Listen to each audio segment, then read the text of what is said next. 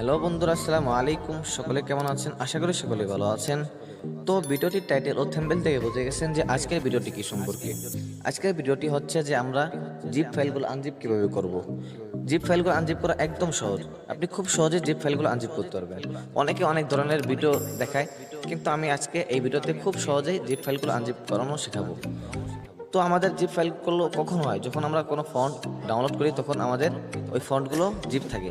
যদি আমরা আনজিপ না করি তাহলে আমরা ওই ফন্টগুলো ব্যবহার করতে পারবো না। এই জন্য ভিডিওটি দেখতে থাকুন। তো বন্ধু, আপনারা দেখছেন এসএম বাংলা ইউটিউব চ্যানেল। আমি আপনাদের সাথে আছি মুজাহিদ।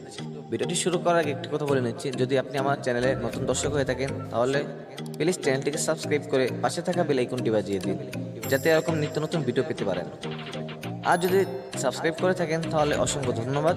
তো তাহলে ভিডিওটি শুরু করা যাক।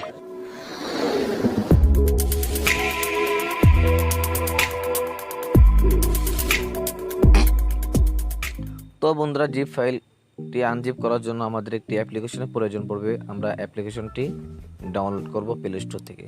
আমরা এখন প্লে স্টোরটি ওপেন করি। ভিডিওতে আমাদের চ্যানেলটি সাবস্ক্রাইব করে পাশে থাকা বেল আইকনটি বাজিয়ে দিবেন।